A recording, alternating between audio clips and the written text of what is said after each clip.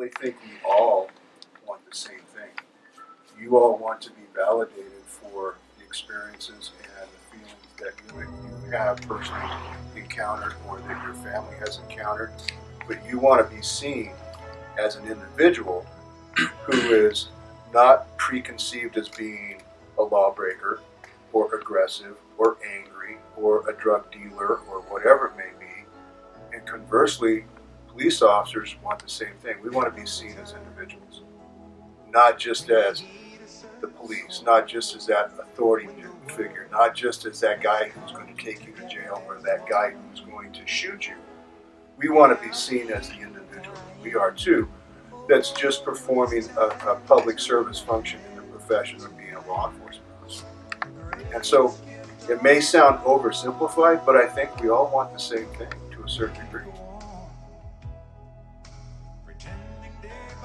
There was one instance where I had to call CACP because I had just bought a, my parents bought me a car and they brought it up here. And my friends and I went to a party and one of my friends didn't want to be there, so she drove my car back. So the next day in the morning, I knew my car had some scratches, but then it had a new scratch. And then the police that I called out to come and check, they were friendly at first, and then all of a sudden they, because of the way the car looked, they were like, oh, you're trying to get money off of another student or something like that, because there was it had white scratches and there was a white car next to it. And when they went to ask the student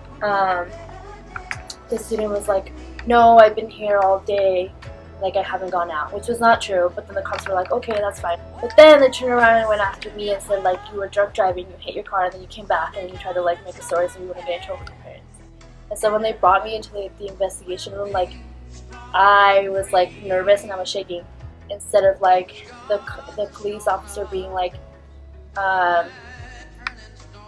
taking the opportunity to let me know what his concerns were, what he was trying to do with the situation. I feel kind of ridiculed the fact that I was so nervous and stuff, because he's why are you shaking right now, you shouldn't be shaking if you're not at fault. But after that I was okay, I never again, ever again am I gonna call CCP. What you just told me is exactly what I don't want people to walk away from my organization. I'll never call CSP. That's powerful. That cuts me right to the bone, because I want you to feel like you can call us. Even if somebody does something wrong, you end up arresting them and taking them to jail. My ultimate goal, and I know it sounds silly, is for at least them to say, yeah, I'm not happy in jail, but they treat me fairly. But we have to know and learn better ways of getting to the bottom of that, where we're not taking your dignity away. Because that's not something that we should be doing. That's not something that any agency should be doing. Students, do you feel like these are true of you in any way, shape, or form? Yeah, I think some of those are true. I'm angry. I'm angry that I've seen countless people, not even just black people, being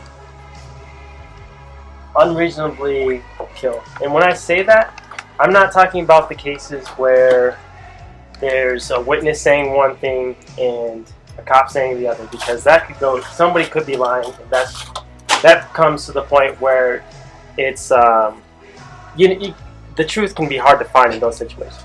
I'm talking about instances like Walter Scott.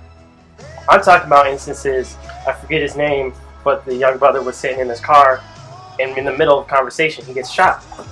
That's why I'm angry. I am angry about that, because that should not happen to anybody for any reason, to just be in one interaction have a judge, jury, and executioner. The experiences your brother have, the experiences your brothers have, the experience you've had are going to change your heuristic. The way that you understand what's happening to you is different because of your social reference points, right? So we have to acknowledge that. And the same thing has to hold true to other community members, just like law enforcement, right? So to give you an example, and then I'll meet you in the middle. To give you an example, one of a close friend of mine, and I've buried too many of my friends who are in this line of work, was shot in the head while filling his car with gas for the uniform that he wore, with no context. Not the family that he's part of, or the brothers that he has, or the business that he does, or the person that he is, or she is. but just what they're perceived to represent in the community. What I encourage you to do is not to discard that anger. It's real for you. And it's okay to be there. And I acknowledge that space.